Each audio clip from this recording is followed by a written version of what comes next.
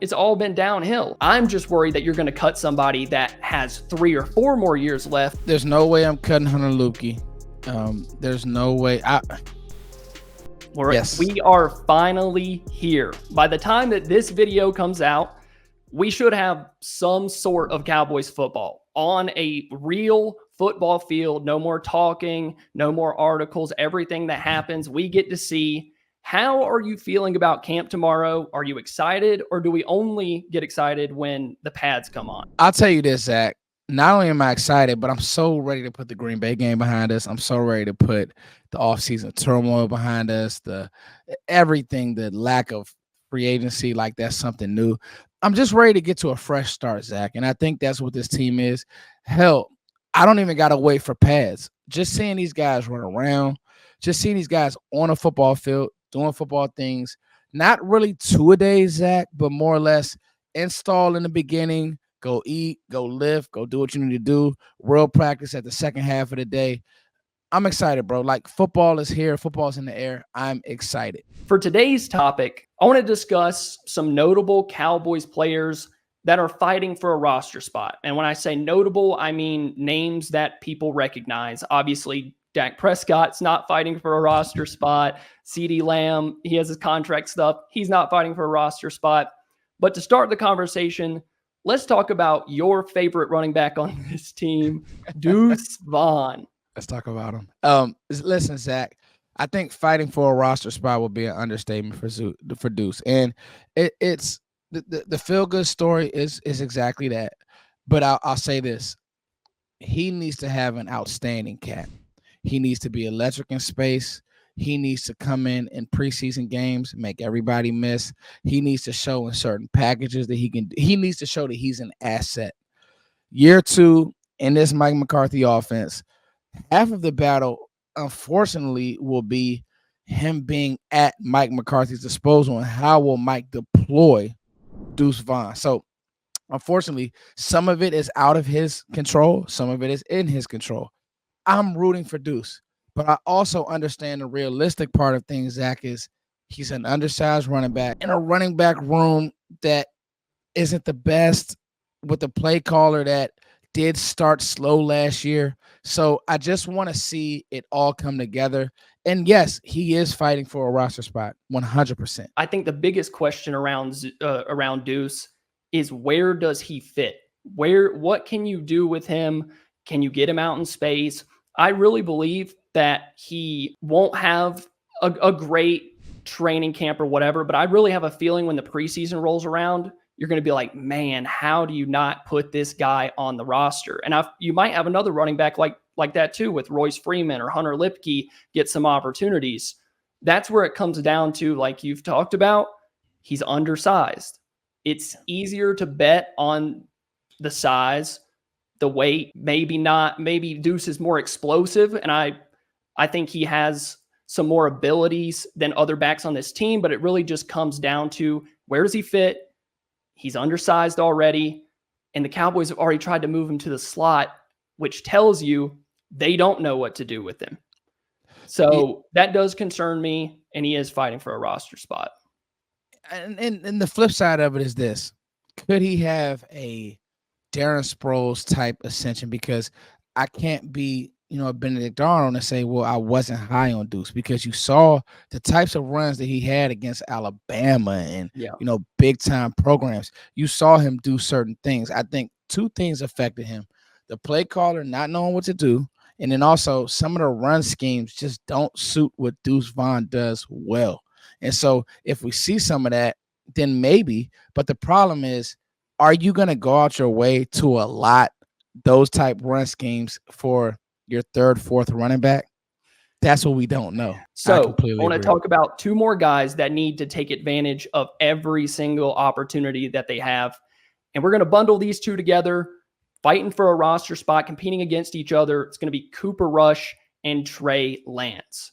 How do you feel about those 2 guys and making this Cowboys roster? I'll say this. I want to see every single throw from Trey Lance. Every single one. This will be the first camp where I'm okay. Dak, you want to take a vet day? Go ahead. Dak, you're not feeling well, hamstring tighten up, go ahead. selfishly, I want to see every single throw from Trey Lance, because when I graded Trey Lance coming out of North Dakota State, I'll be honest, the arm talent, the athleticism, it's all there and some. Now the processing. Zach, if the processing looks even a hair better than what it did in San Francisco, there's no way I think that the Joneses, that this fan base is going to want to see Cooper Rush if something were to happen to Dak Prescott. So it's one of those things. It's like, could Cooper Rush be out by default? We have to wait and see, but I do want to see Zach. I want to see him take all the second team reps. Like you said, Dak has a day off. Let Lance have the ball, let him throw it around, see what you got. The thing is, the Cowboys have more invested in Lance as far as draft capital. They spent that 4th round pick. Lance obviously has more upside physically than a guy like Cooper Rush, a little bit more limited, not as much, can't do as much out of the pocket, read option stuff. But then again, Rush saved that 2022 season. You have to wonder, how short is Mike McCarthy, Jerry Jones, how short is their memory? Because that really sticks around. He won 5 games and had that one loss to the Eagles before Dak came back. So you have to wonder, like, okay, we spent a 4th round pick on this guy, but this guy has more experience. He's won us games. But if Trey Lance pops off, he could be the future. I've been saying, if Lance plays very well, then Cooper Rush will be off the team. I think the Cowboys there's a chance that they move on.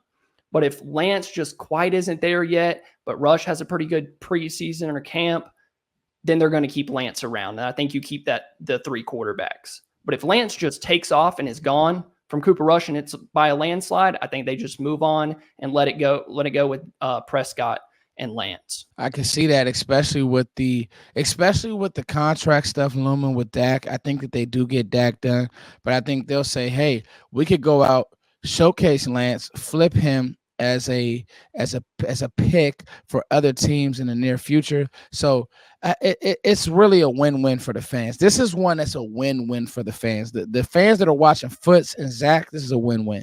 Ooh, I'm glad we got Cowboys football back. I am. Hey, anybody out at Oxnard, you better be taking all the videos of Trey Lance taking snaps. Yeah, for sure. But let's talk about a guy that, like Lance, hasn't played a ton of football. We haven't got to see him on the field a whole lot. And he's been with the Cowboys. He's going on year 4. And that is Israel Mukuamu. You can call him a safety. You can call him a corner, whatever you would like. But he hasn't been on the field a ton. But that was under Dan Quinn. I think he's fighting for a roster spot, and pretty much a lot of people are on the defensive side of the ball because there's no favoritism. Israel Mukuamu, what do you think about his chances of making this roster and even being a contributor in 2024? You know, he's the name that often gets lost, Zach, and it's very interesting because this is where position flex kind of hurt him. Play some safety, could play some corner, never got comfortable with either. There was times where you heard he was in the Cowboys doghouse. I don't know. All I know is in the playoff game versus San Francisco, he did a hell of a job. And then it's just like you didn't see him last year. And there were times, even in the playoff game versus Green Bay, I love Stephon Gilmore. I do. I think Cowboys fans love Stephon Gilmore. But there were times where he just looked old. There were times throughout the year where Steph looked old. One thing that I did like about Izzy is he on the edge, he did a good job blanketing guys. He did a great job coming up and tackling. Did he have the savvy of a Stephon Gilmore, understanding releases? Everybody talks about that DK Metcalf game where he just took him and shut him down. This is one of the ones where, and we heard Jordan Lewis. He said, I came back to the Cowboys because Zimmer's scheme suits what I want to do. I think that this is one of those ones where could a guy like this in his career be revived because of Mike Zimmer's scheme and how he plays? And it's not so much press, and it's not so much you have to run with guys all game. It is more playing with your eyes. It is more breaking on the ball. It is more off man. It's some of those things, mixed coverages, match coverages, certain things to kind of play with quarterbacks' eyes. All I know is Israel Mukuamu is a great football player, and I feel like if he doesn't make the roster, he's one of those guys, like you just said in the last. He's one of those guys, Zach. I'm going to just be honest with you. If he doesn't make this roster, you're going to look up, see him on another team, and I think he's going to do fine. I think that gotten lost in the shuffle, and the most important thing for him early in camp is to make an impression on Zimmer because I don't want to see him get lost in the shuffle again. Because, like you said, we've seen it. We saw it in the playoffs. He had a heck of a game, and I just can't get that out of my mind because I haven't seen very many snaps after that, or at least meaningful snaps. So under Mike Zimmer, I agree. I think that it could be a career revival. People look up and they're like, oh, Mukwamu's balling out. I really hope if there's a player on this list, aside from Trey Lance, the quarterback, Israel Mukwamu is the guy that I want to succeed the most. I want to see him succeed the most out of anybody that we're going to talk about because I think he has potential. I think it's realistic that he could overtake someone. Like, it's not out of the realm of possibility to think that he could be a better player than like Eric Scott. Even the players even the Kalen Carson, who I love, I got to see it.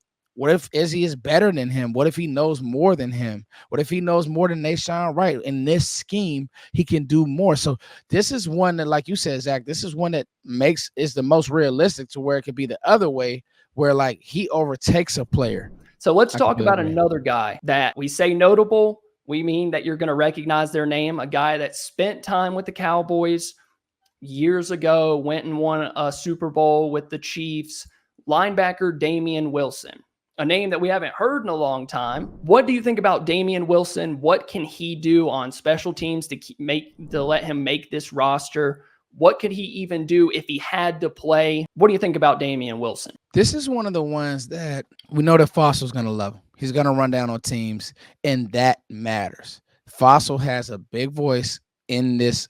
Like what he did with Brandon Aubrey, he probably even has a bigger voice now. So, and we know with the trickery and some of the things he likes to do. So Fossil has a voice. If he can run down on teams and be great and be a leader in that room and all that type of stuff and be a gunner or whatever, guess what? I mean, punt protector. Guess what? Wilson has a very good shot at making this team. Here's the thing. I think that this linebacker room, we've turned that negative to a positive, honestly. Yep. With what you did in the draft, what you did with Kendricks in free agency, what would happen if he had to get on the field? I think, because I don't think that you'll give him significant snaps, especially with what you did in the draft and free agency. But I do think that if there's an injury, Zach, if there's a guy that's not practicing, Zach, then you see Damian Wilson playing more reps as a true backer, a true Sam, a true Mike. It's going to be a heavy lift for him to play actual snaps, but teams is how he can make his money. So we know that Damian Wilson is an old friend. The Cowboys brought back another old friend. And in running back years, an old friend in Ezekiel Elliott. And people are going to call us crazy that he's on this list, that he's a notable Cowboys player fighting for a roster spot. People have talked about him competing for running back one. We are guilty. Yeah. It sounds crazy, but tell me why you think it is or isn't crazy. Zach, we talked pre-show, and I'm going to actually give more of the floor to you because you gave us some great numbers. I'm actually, kind of the way you feel about Deuce Vaughn, I actually feel like, okay, Zeke could be a banger. He does have a role, at least in the red zone, short yardage. But am I going to use a roster spot for that? If like the one is, okay, if Rico Dowdle takes the jump, do I need a roster spot every week for a guy to get 2 yards, 3 yards, goal line? I don't know. Like I literally do not know, Zach. And so some of the splits you showed me, while I don't think that New England was the best situation, is kind of alarming. I'm going to tell you, I don't watch Patriots games. I know that they weren't good. Their offensive line wasn't great. But if you just look at the trajectory of Elliott's career up to this point, everything's pointing down. It's just how the running back position works. I said it in another video. He has like 3,000 carries on his body since he was 18 years old. For context, Elliott hasn't averaged more than 4.2 yards per carry since 2019. And in 2023, Zeke's EPA ranked 150th in the league. His EPA was negative 55.3. By putting him on the field, the Patriots were actively making their run game worse. And it really tanked at the back half of the season when he had to play more and more snaps. People will say Zeke is back in Dallas because teams respect him. Teams are, they respect him in short yardage situations. If you look at the numbers, it's not true, because last year against light fronts, Zeke averaged 3.7 yards per attempt. In all of 2023, with 184 carries, he had one breakaway run. And it was that one game against the Pittsburgh Steelers where he actually had a pretty decent game. But after that, it's all been downhill. I'm just worried that you're going to cut somebody that has 3 or 4 more years left when Zeke might have this year left. What do you think about that? There's no way I'm cutting Hunter Luepke. There's no way. Show me what Deuce Vaughn looks like in camp. I won't just throw him away. There's no way I'm cutting Hunter Luepke.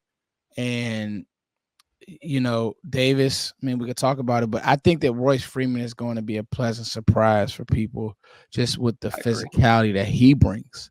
And I think that, like, it could be like our poor man's, I liken it to Rico Dowdle being a poor man's Jahmyr Gibbs, Royce Freeman being a poor man's David Montgomery.